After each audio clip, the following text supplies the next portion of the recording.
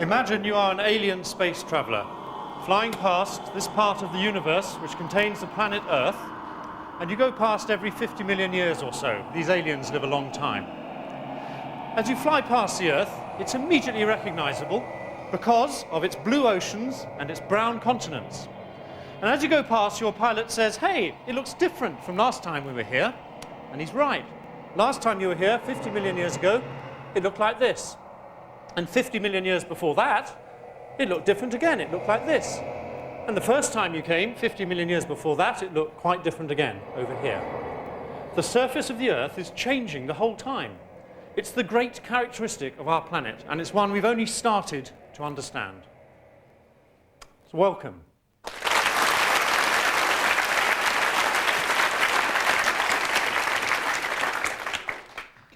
So the surface of the Earth is changing the whole time. And it's not just the surface of the Earth that's changing, but our understanding of the Earth and how it works has also changed beyond all recognition in the last 30 years. It's the biggest change in the way we think about our planet since we realized that we go round the sun and that we're not the center of the universe. I couldn't give these lectures 30 years ago. What I'm going to tell you about simply wasn't known then. What I'm going to do is give you the story of how it is that our whole way of thinking about the Earth has changed over the last 30 years or so. And it's not just from space that you see the Earth changing. We see it changing on the ground too. Here is a picture of a town in North Italy, just near the Alps. These are the Alps in the background, and here's a picture of this town. I want you to look at this picture closely and notice particularly this long, tall tree on the right. That picture was taken in 1975. The next picture now is taken about a couple of months later. That town is totally destroyed. Here is the tree again, the same tree we saw before. That was destroyed in an earthquake. And it's not just earthquakes that are changing the surface of our Earth. There are also volcanoes. In these pictures, here's a volcano erupting, producing lava, overwhelming that house as the lava falls past here. And other volcanoes explode as they erupt. Here's a gigantic explosion, hurling rock and dust and ashes up into the air in a big destructive blast. When that ash falls to the ground, it can make mud flows. Here are rivers of mud, sweeping everything away before them as they come off the side of this mountain. And these mud flows can be as destructive as the lava and the explosions themselves. And it's not just volcanoes and earthquakes that are changing our surface. Here is someone swimming among the remains of an ancient city in Greece. This was a city which was built on the coastline a few thousand years ago and has now sunk. It sunk below sea level as the sea level rose.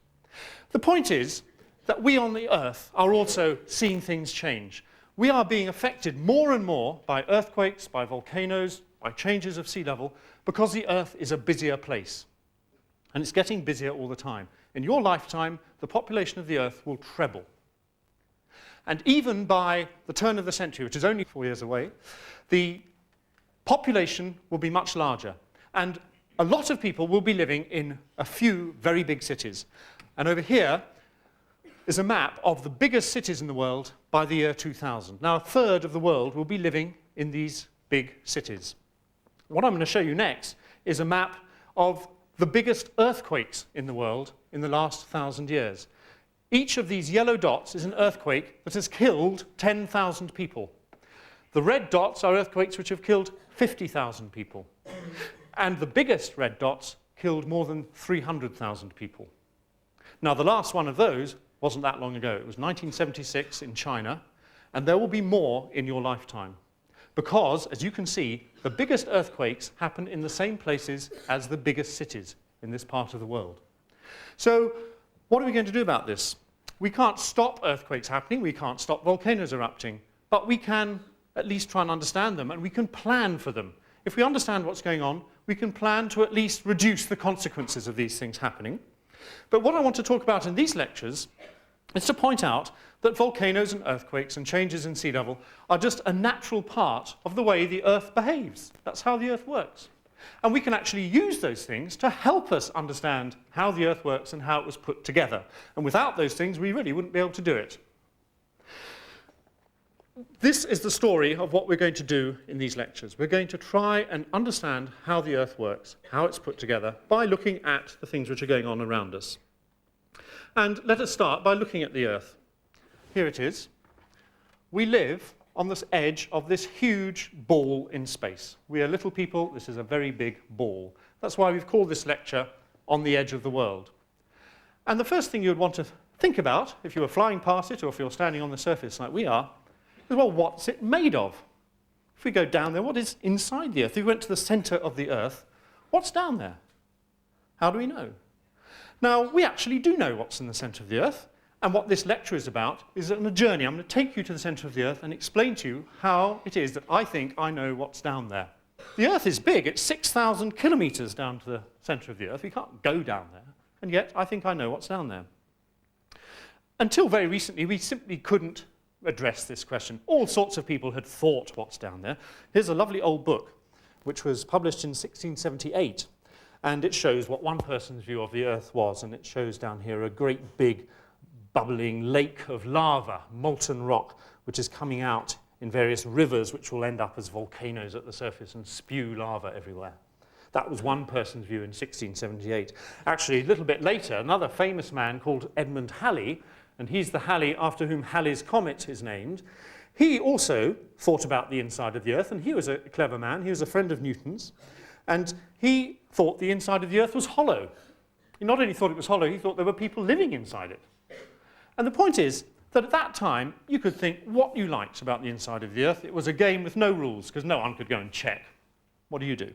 And it's only really this century that we've been able to try and find out what's down there scientifically, to actually try and find the answers. So let's go down a mine. Let's see what the deepest mine looks like. Now over here we have a picture of a mine, and here's a person, a miner, working in one of the deepest mines in the world in West Africa. It's a gold mine. And he's not wearing any clothes because he's hot. The first thing you notice when you go down a mine is it gets hot really pretty fast. He's about 3 kilometers deep, this man, and the rocks around him are at about 70 degrees centigrade.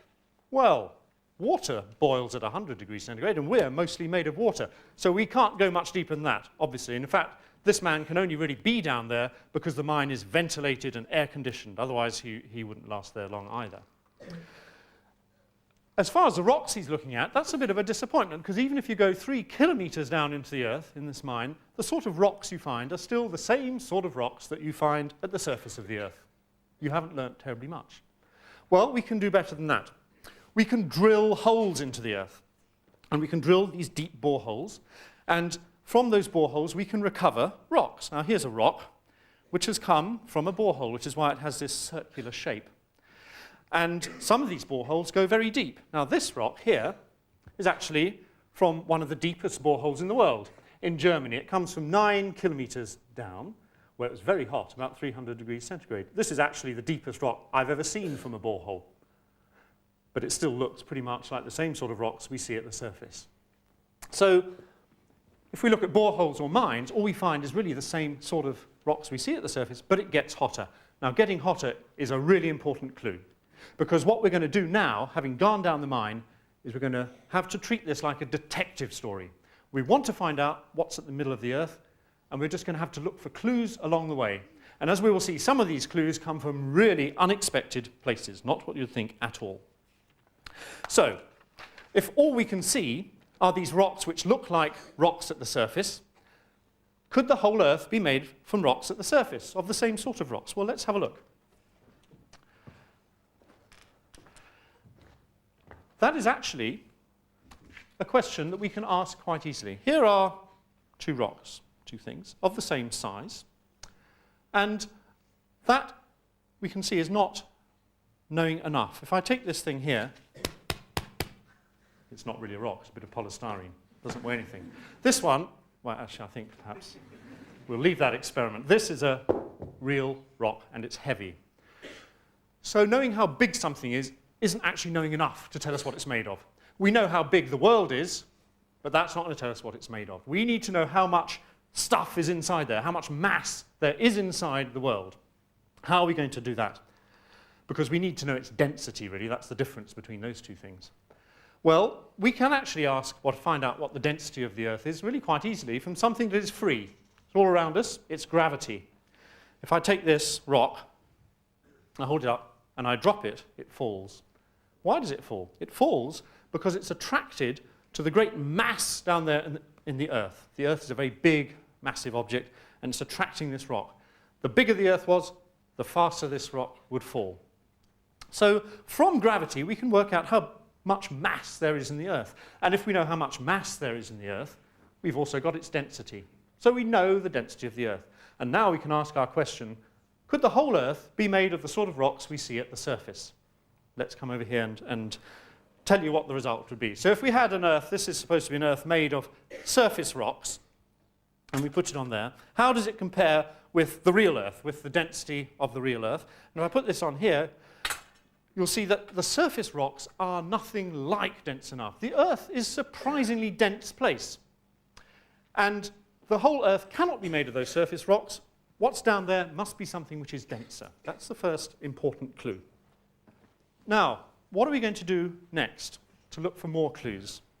This is where we get the first unexpected clue. You wouldn't expect this would have anything to do with it. We're going to use earthquakes to tell us what's down there next. Now, how are we going to do that? What is an earthquake? An earthquake happens when rocks break, when they bust, or when they slide over each other. And when they do that, they move on a surface which is called a fault. Now, let me show you a couple of pictures of faults.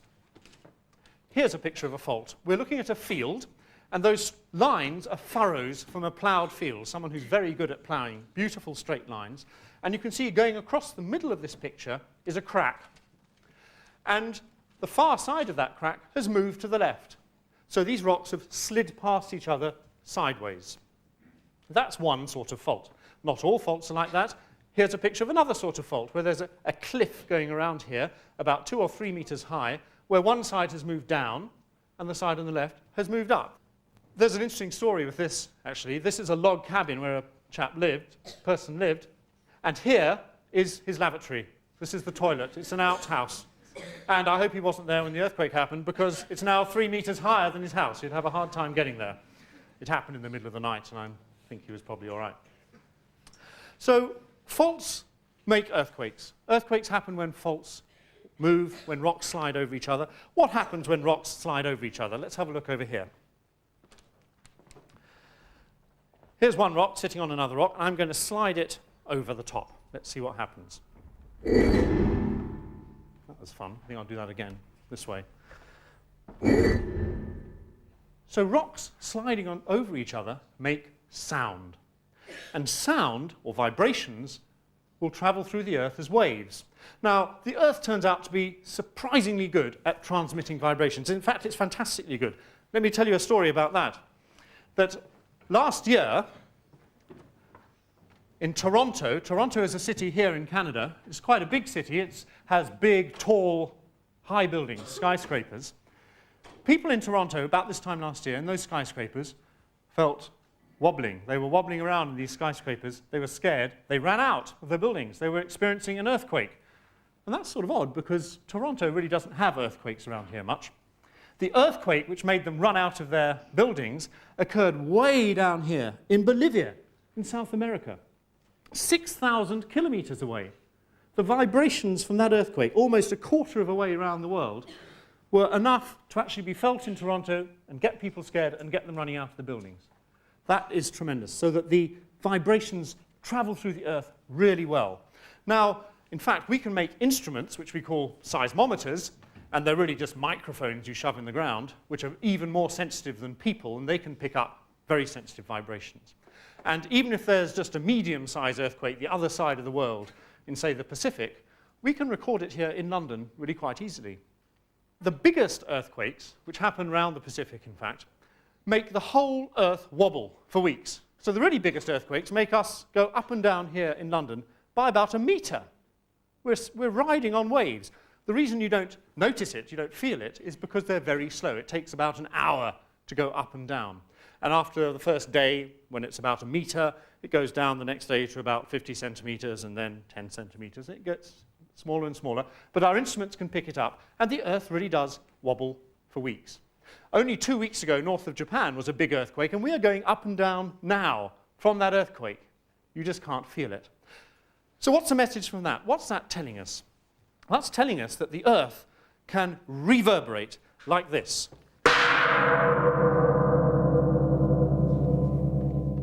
listen, it's still vibrating. And that's what the Earth does.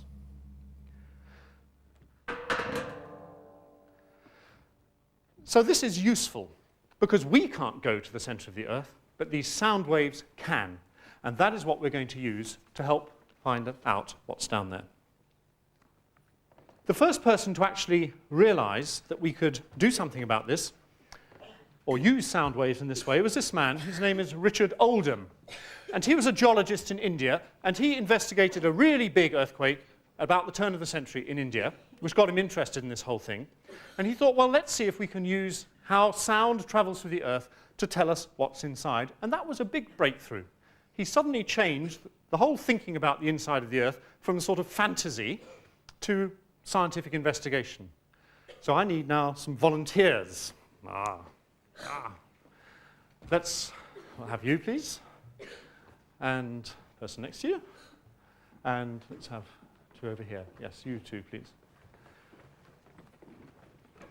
Now, if you'll come down to the front, I'll explain what I want you to do. Would you tell me your names? David. David? Rebecca. Rebecca. Christian. Christian. Jamie. Jamie, you're the biggest. I'd like you at the back. Christian in front of you. Rebecca and David, will you come over here? Right. Now in a line, please, facing that way. Now, I want you to put your hands on the shoulders of the person in front. Nice straight arms, feet shoulder width apart, nice and firm. You don't know what's going to happen. What I'm going to show you is the kind of sound wave which allows you to hear me speaking. The sound wave going through the air is a pressure wave. And this is what a pressure wave looks like. Ready? I push one end, the front goes forward. Let's try it again. You're moving. Thank you very much. Nice to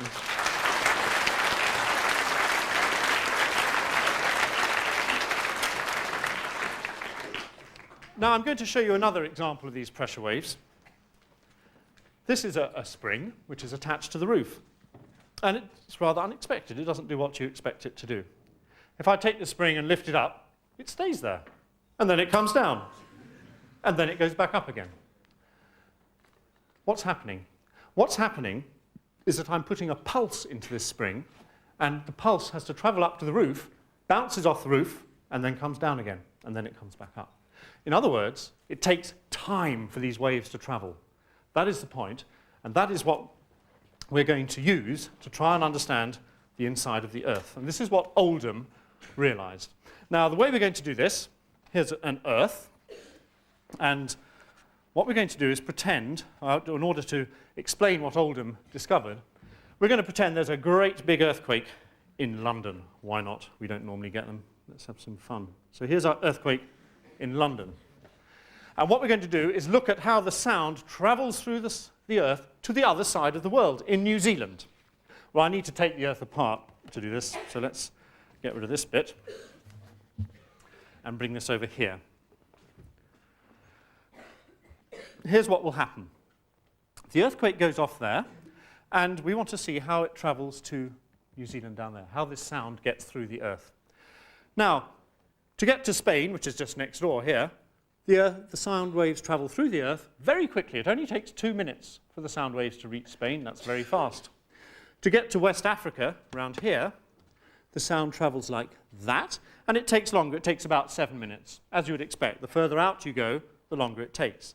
To get to South Africa down here, the sound goes through like this, and it takes about 12 minutes to get to South Africa. Now, at this rate, you'd think it would take about 15 minutes to get to the other side, to get to New Zealand. But it doesn't. It takes 20 minutes. It takes 5 minutes longer than you think it's going to. It's really slow. It takes ages going through the middle of the Earth. And Oldham realized that, and he said, well, that must mean there's something in the middle of the Earth here which is slowing these things down. It's slowing the sound down. And he worked out how big it was. Here it is. Let's have a look. This is the thing in the middle of the Earth, which he called the core, and it's about the size of the planet Mars. And it's slowing down the sound waves.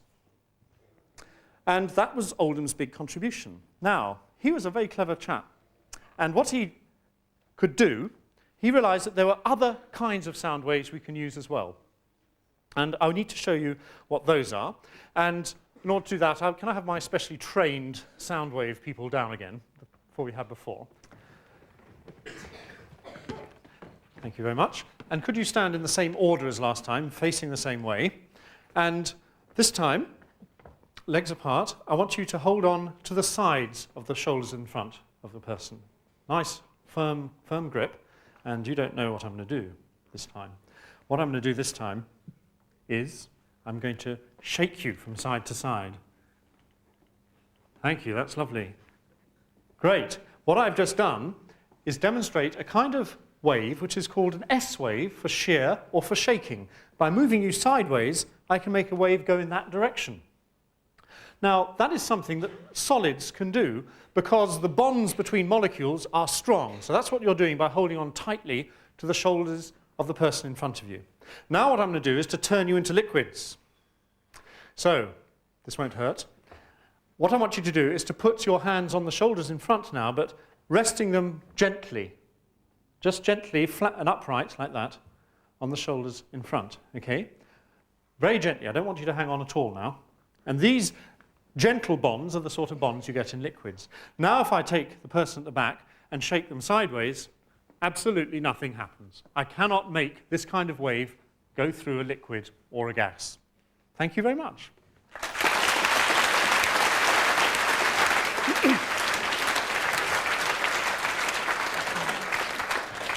Now, I'll now show you another machine which demonstrates these S waves or shear waves very well. This is a beautiful object which Bryson is bringing in. Now, let me show you what this is. What this thing is doing is what my volunteers were doing too. There are these slats, and these slats are held together by little springs. By jiggling it up and down here, I can send a wave in that direction. Let's watch. So all I've done is jiggle it up and down here, but the wave has gone in that direction. And here it is coming back. It's a lovely thing. Now what happens in earthquakes is that the earthquake is a more sudden pulse. It's a sudden jerk. And let me show you what that is. An earthquake would be more like a pulse doing that. There's our pulse traveling through the earth, and it's bouncing and coming back. The point is that, again, this kind of wave takes time to go through the earth, and we can use that. And now let us see what we find when we look at the earth. What you find is actually a real surprise. If we take our earth now, what you find is that these S waves travel very easily to Spain, to West Africa, to South Africa down here. They travel without any trouble at all. But they will not go through the middle. You simply don't get those S waves at the other side of the world, in New Zealand. They will not go through the middle. What does that tell us?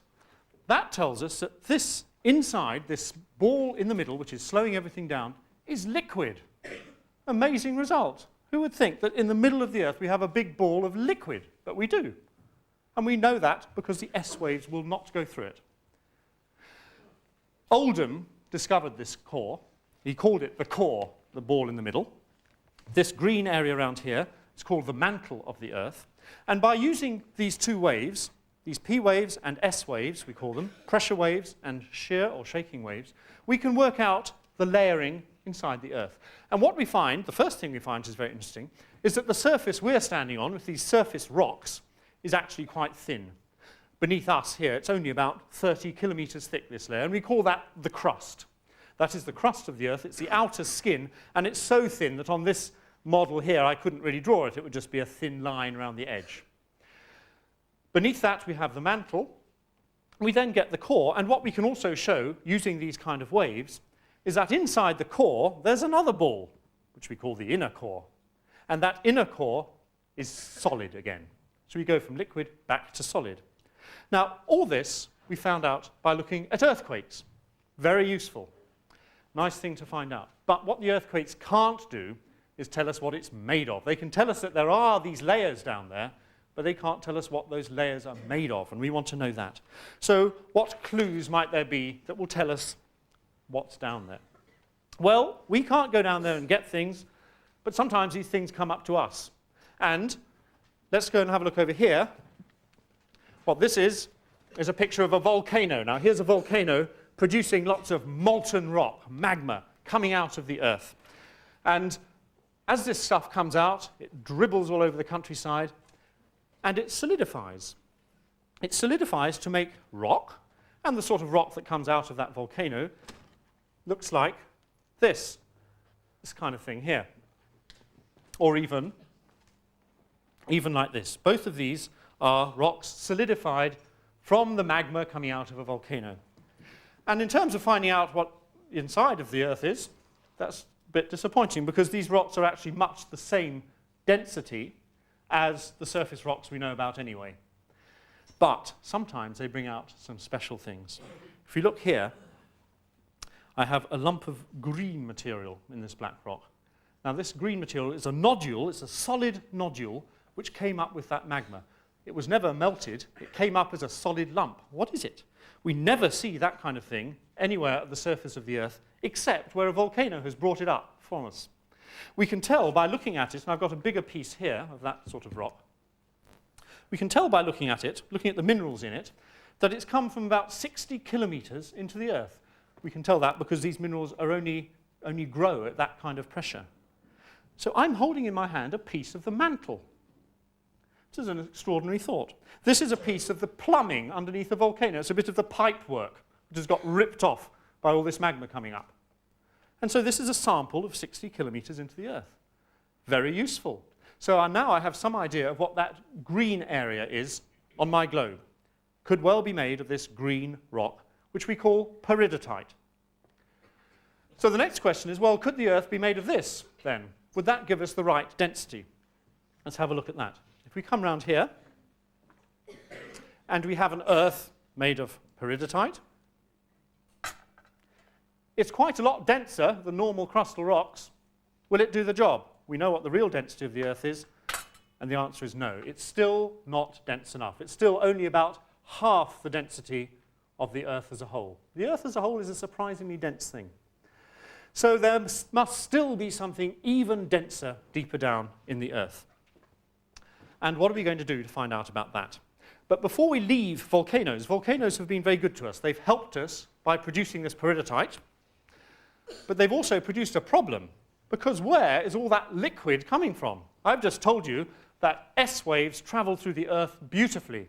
Through the mantle here, there's absolutely no trouble. The S waves go through beautifully. It must be solid, no doubt about it. But if this is all solid out here, where on earth does this liquid come from? The only liquid we know about is in the core itself. Could the volcanoes be producing liquid from the core? Well, we'll have to come back to that. We'll come back to that later. Now, we have to now find other clues to find out what's deep inside the Earth. And this is a really extraordinary thing.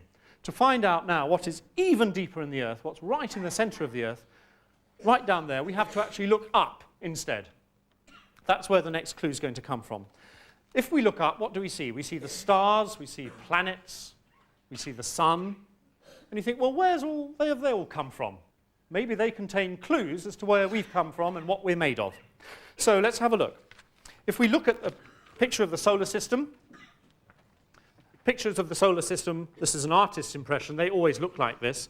Here are the planets, the sun in the middle, the Earth is out here, and these are the giant planets, Jupiter and Saturn out here. They're always drawn like this, as though they all line up in some way. And the answer is they do line up. All the planets orbit the sun in the same plane, going round in the same direction, in more or less circular orbits. And that actually is one of the best clues there is that we all came from the same place.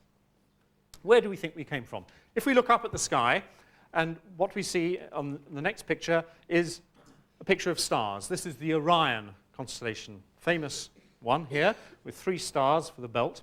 And there's a big blodge down here. With the very best telescopes on the ground, what you can do is look closely at that blodge, and what do you see? You see this rather beautiful cloud. What is that thing? That is a cloud of dust and gas, and it has in it a lot of hydrogen and helium, which is left over from the Big Bang at the start of the universe, and also it has lots and lots of other elements. Those other elements come from exploded stars. And what we think is that we, the sun and the solar system, formed from such a cloud which collapsed under gravity to form the sun and the planets. Now, amazingly, we know quite a lot about what's in the sun. and Bryson here has set up a demonstration to show how we can work out what is in the sun from the light that comes out of the sun. He has here in some dishes a number of different compounds, materials, and now we're going to light it, and you'll see what happens. So what's going on is we have a number of coloured lights. And the reason they're coloured is because they're burning different things. This is boron here, lithium here, barium, strontium, copper, and sodium. And I can tell from the colour of those flames what is in those dishes. And we can do the same thing on a grander scale. We can look at the light coming out of the sun, and we can look at the colours of that light, or the wavelengths. We have quite sophisticated instruments to do that. And we can tell what's in the sun.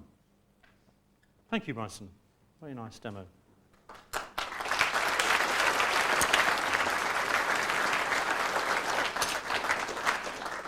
The sun is nearly all hydrogen and helium. 98% of it is hydrogen and helium. But it also contains nearly all the other elements, which it inherited, which it grabbed from that cloud of dust and gas when it all collapsed together to make the sun.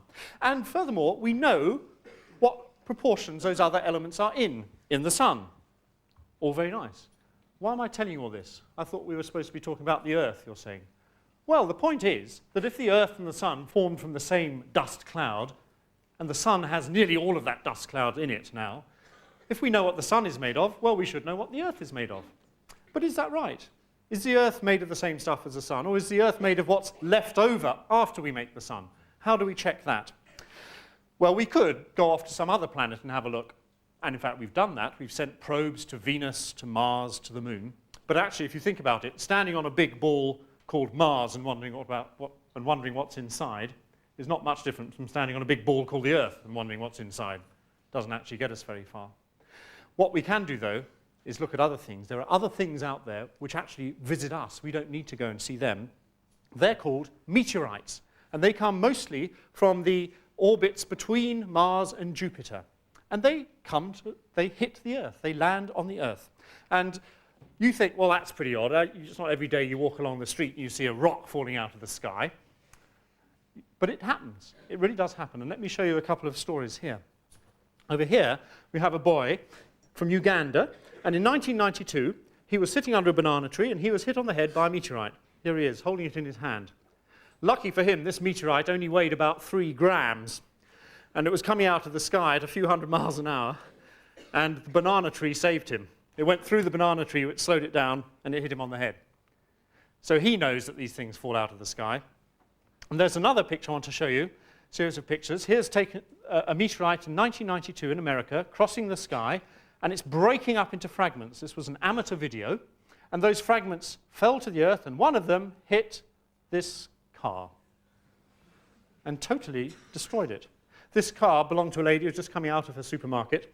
Wham! That's the end of her car. Actually, it has a good ending, this, because that car was not really a very good car. It's worth about $200. And she sold it to a meteorite collector with the meteorite for $50,000. And here is the culprit. This is the meteorite that did it. Now, there's actually, hundreds of thousands of tons of meteorites fall on the Earth every year. Mostly as dust. But the bigger ones are the ones we're really interested in, and they're very valuable, which is why that lady was able to sell her meteorite for that much. What I'm going to show you here is a very special meteorite. This one fell to Earth in February 1969, and it hit the ground in Mexico, just over the border from the United States, just the other side of the border from Houston, and the Johnson Space Flight Center. And it fell 5 months before the first man landed on the moon. And all those people at the Space Flight Center were preparing their laboratories to analyze moon rocks. And so when this meteorite fell just over the border, and everyone saw it fall, they were so excited, they got into their cars, they raced across the border into Mexico to pick up bits of this meteorite. And they recovered 2 tons of material from this one meteorite. And this is one of these fragments.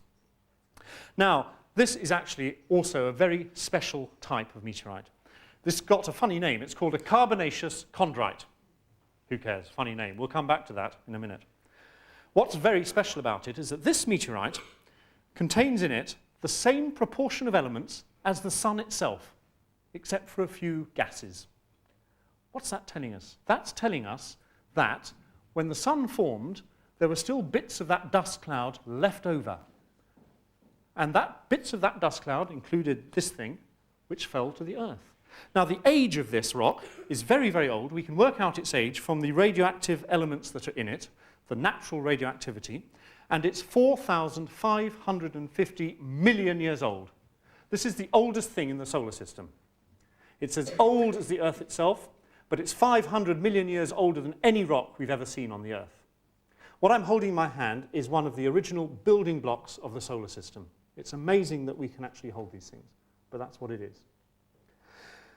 Why is it so important? Because if we are made of this stuff, we can then really pursue our clues a bit more carefully. Now, if we look at this rock and we compare it with, say, our mantle rock. Here's our mantle rock, this green rock. What is the difference between these two things? The main difference is that this rock, the meteorite, the carbonaceous chondrite, contains a lot more iron than any rock we see at the surface or from the mantle. And that iron is in the form of iron compounds, but there's an awful lot more iron. And if the Earth is to have the same proportion of elements as this meteorite, it must have a lot more iron somewhere. And I mean a lot. I don't mean just there may be a few iron mines we don't know about in the world. It'll give you some feeling for how much iron I'm talking about. If the Earth was to have the same proportion of iron as this meteorite, and the whole Earth's surface was covered in iron, that iron would have to be 300 kilometers thick for there to be enough iron in the world. We're talking about a lot of iron here, and it's got to be somewhere. Where is it, if we're going to be made of that same stuff? Well, a clue to where that iron might be comes from a different sort of meteorite. And Bryson and Bippin are bringing this meteorite in now. It's really heavy. It takes two of them to carry this thing. Let's make some space for it. Well done. Thank you very much. This meteorite is almost entirely iron. It's got a lovely cut face here, polished metal surface, you can see, and it is almost completely iron. Where does it come from? One extraordinary thing is we can make this kind of meteorite from this kind of meteorite. Remember, this meteorite had that strange name of carbonaceous chondrite. It has that name because it's got a lot of carbon in it, as well as iron compounds. And what happens if you have carbon and iron compounds in the same place and you heat it up is that the carbon can remove the other elements from the iron compounds and leave pure metallic iron behind. And in fact, that's what we do every day on the Earth. Let me show you.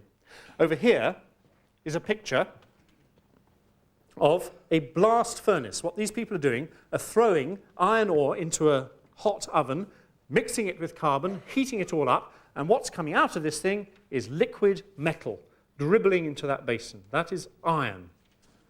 And that is one way in which we can make these iron meteorites from these carbonaceous chondrites. And to give you some idea of how that might work, we have a demonstration here. What I'm going to do is put into this beaker a mixture of things. What's happening is the metal is falling to the bottom because it's very heavy as this thing starts to melt. What would be left behind if we took the iron out of this carbonaceous chondrite is stuff which looks rather like the mantle.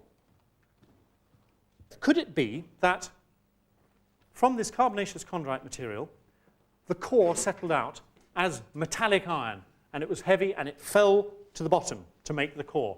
Could that be possible? Well, of course, iron is really heavy. If we have an Earth which is made of the mantle-type material, this green rock here, but also has a core, which is made of metallic iron, would that have the right density? So here's our Earth with the iron core now, and if I put on the other Earth, these should balance. Well, they actually do. Great. Good. Let me just slow that down. So that if we have an Earth which is made of a mantle of peridotite in green and an iron core, it has the right density. So how do we check that, though? Is it actually right? Is there some sort of clue that will really clinch it? We'll say, yup, it really has to be iron down there. What have we done so far? We've looked at earthquakes, we've looked at volcanoes, we've looked at meteorites, the sun, to find out about the inside of the Earth. Those are pretty strange clues on our detective story.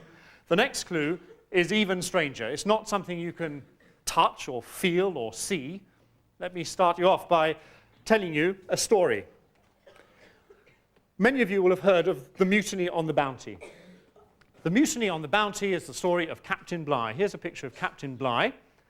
And in 1789, Captain Bligh sailed his ship, the Bounty, to the South Pacific Ocean. And there, in the South Pacific, there was a mutiny on the Bounty. And what happened was his number 2, Fletcher Christian, took over the ship with other people, and they banished Bligh to a boat. Now, here's Bligh's boat.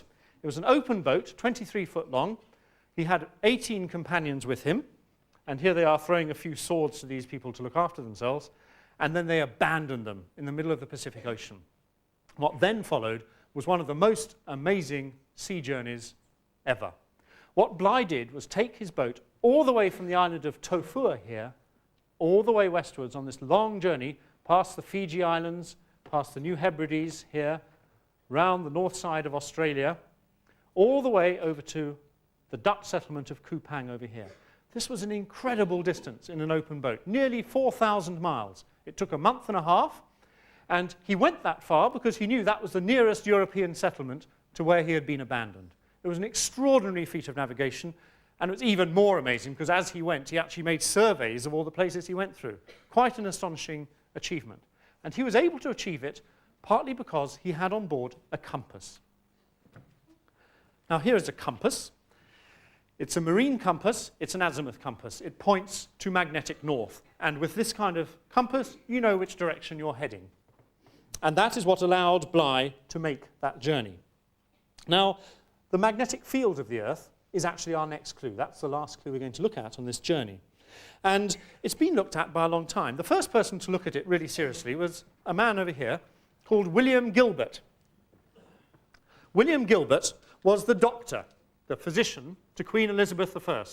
Now, Queen Elizabeth I lived a long time, as you know, and perhaps he had a lot of free time. He didn't have much to do, this chap. And one of the things he looked at was the Earth's magnetic field.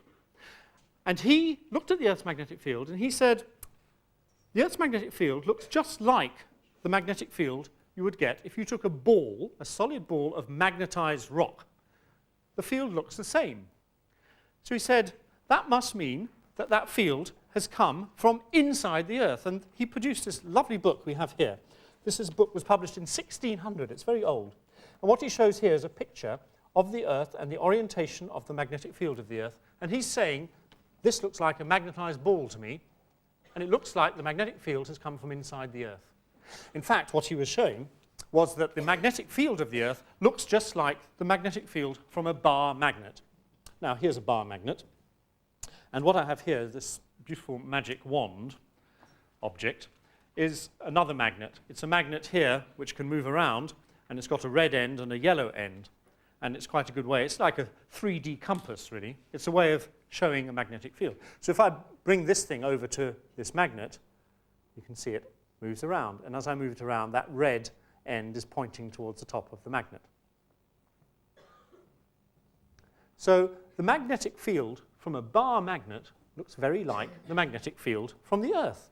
Well, you might think, good, you think. That's great, because what are we trying to do here? We're trying to see whether we can prove that the inside of the Earth, the core, is made of iron. And iron, of course, makes a terrific magnet. This magnet is made of iron. And you will think, well, great, that's the end of our troubles. There's iron down there, we've got a magnet. Why shouldn't it just be a bar magnet at the center of the Earth? Well, that can't be right, actually, because remember our mine. As we went down inside the Earth, it got hotter, a lot hotter, quickly. And what we're going to look at now, in this demonstration, is what happens to hot solids that are magnetized. So Bryson has a chain of pennies here, which are hanging from a magnet. This is a magnet, and here are a chain of pennies which have been magnetized, and that's why they stick together. And now what we're going to do is, with this blowtorch, we're going to heat up that middle penny, and we're going to see what happens. And as we heat it up, you might be able to see it change color. Starting to change color now from where I am.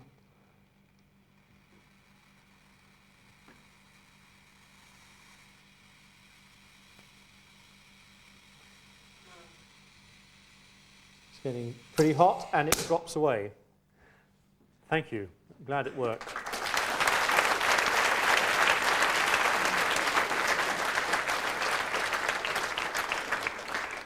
what that demonstration shows is that hot solids make very bad magnets. You destroy the magnetization of hot solids by heating them up. So the interior of the Earth is really just too hot to be a permanent bar magnet.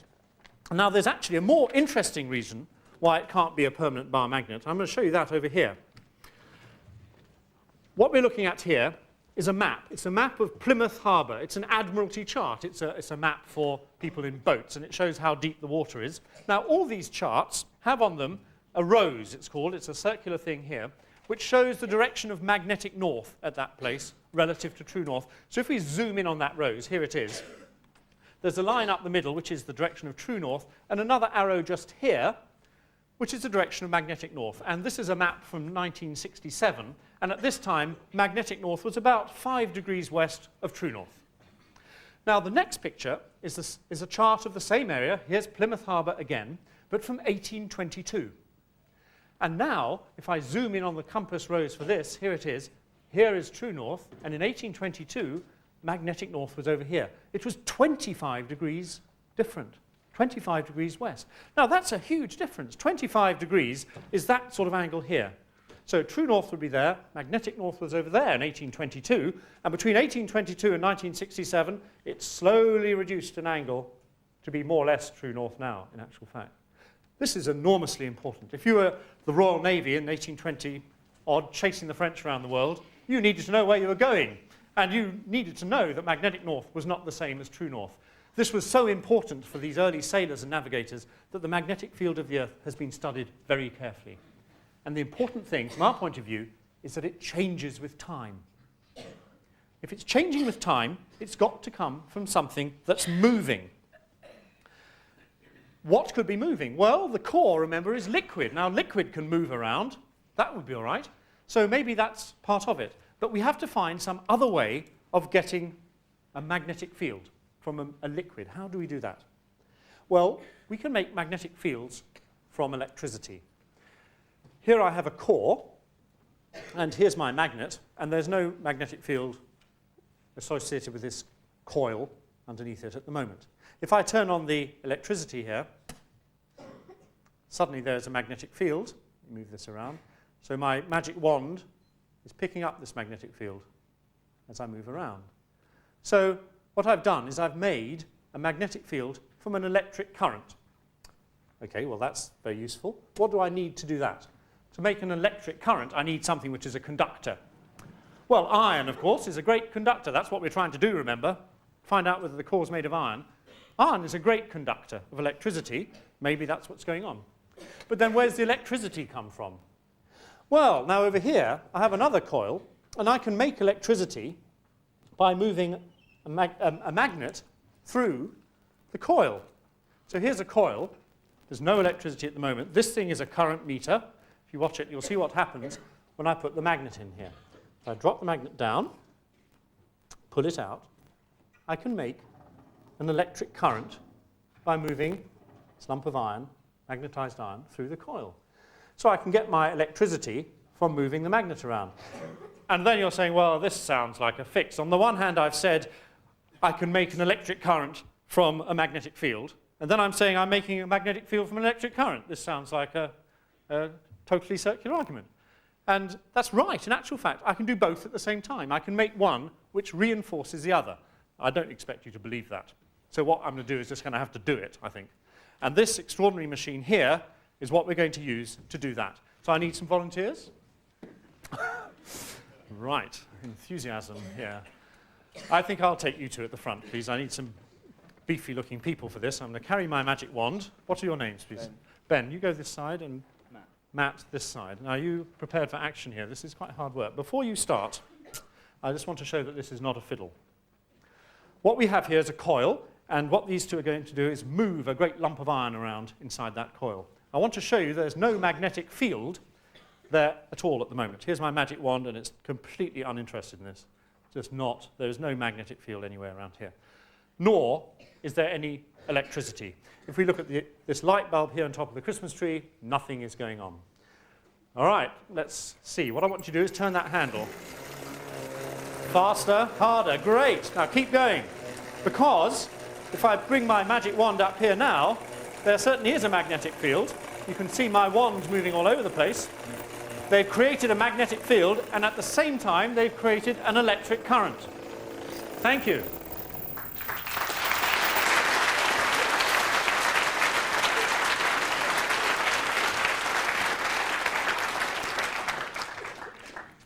This thing is called a self-exciting dynamo. It's making the same magnetic field that makes the electric current, that reinforces the magnetic field, that reinforces the electric current. This thing is actually very old. It was made about 150 years ago. What is new is that it wasn't until very recently that people realized that this could be what the core of the Earth is doing. The core itself could be a self-exciting dynamo. But you can see this is required these two to really work hard. They had to put in a lot of energy. So we're not violating any fundamental law of physics. We're not getting something for nothing. We need to put in energy to get the thing to go. Where does that energy go from? And the energy comes from that little ball in the middle of the core, the solid inner core. At the center of the Earth, the pressures are so huge that the iron crystallizes again. It goes solid again to make a solid iron core. Now, anything which crystallizes gives out heat. And that is what we're going to show here. We have a jar full of liquid, and it's quite cold at the moment. This is a temperature probe. Here's the temperature. It's 19 degrees at the moment. And we're going to start the crystallization by dropping in a ball bearing. That'll make the crystals form. And you can see them starting to form now. And the temperature's going up quickly. 25, 27, 30 degrees already. So it's got a lot hotter just by those crystals forming. And that's what we think is happening in the core, that the liquid outer core of iron is crystallizing to make a solid inner core, and as it does that, it releases the heat, which is the energy that can drive the self-exciting dynamo. And so the final thing is that because the self-exciting dynamo involves these fluids moving around in the core, of course, because the fluids are moving, the magnetic field is moving with time as well. But because the Earth is spinning, those motions are more or less lined up with the axis of rotation of the Earth. So the magnetic field is the clincher, really, in this story. The magnetic field requires a conductor of electricity that can also move. So great, we've found out what the core is made of. It's made of iron. And if we think about the interior structure of the Earth now, it really resembles an egg. And what we have here is an egg. This is an ostrich egg. This is no ordinary egg. It is a big egg. And what I'm going to do is cut this in half. Bryson has already cut through the shell part of this egg, and I'm now going to cut it in half completely.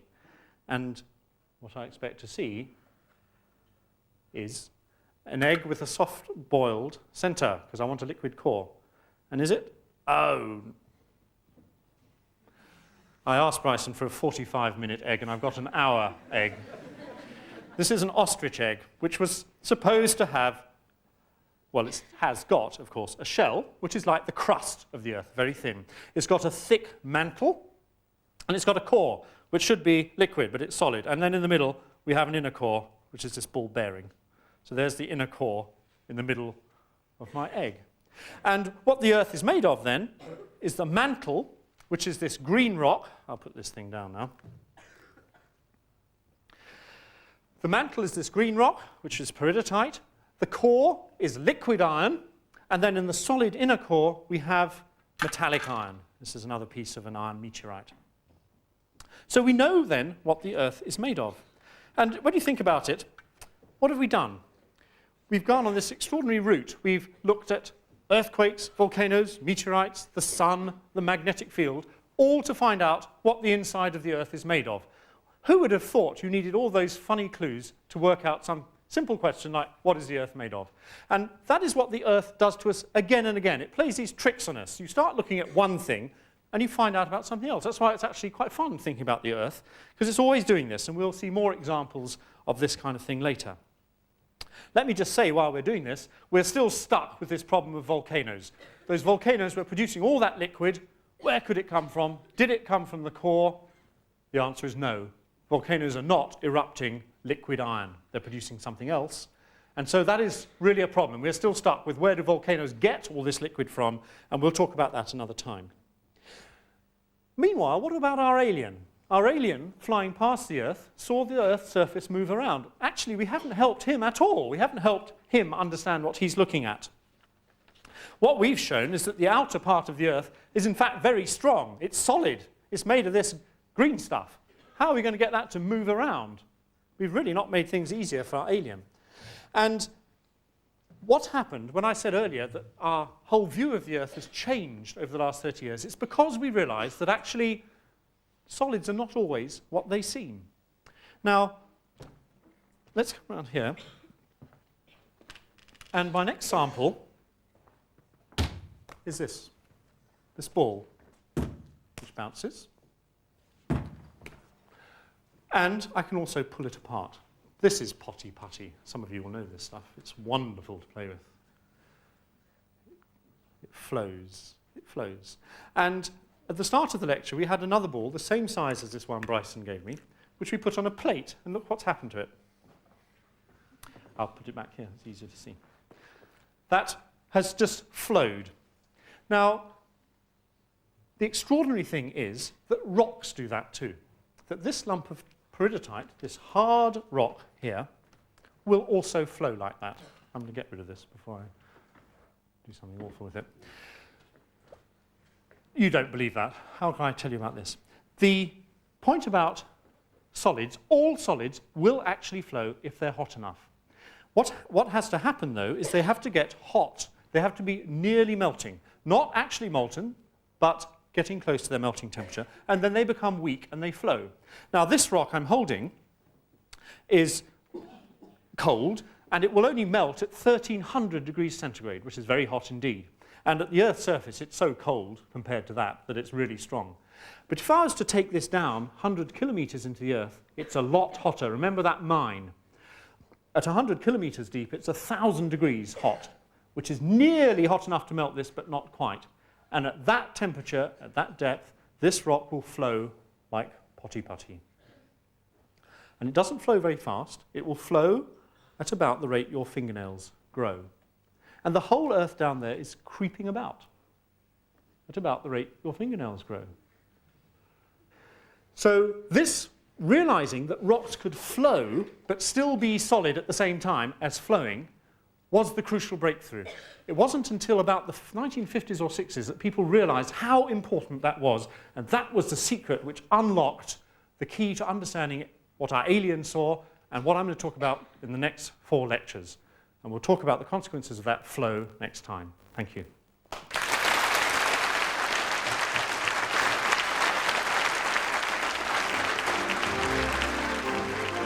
For a booklet about the lectures or a video pack which includes the booklet, please send a cheque payable to BBC Education to BBC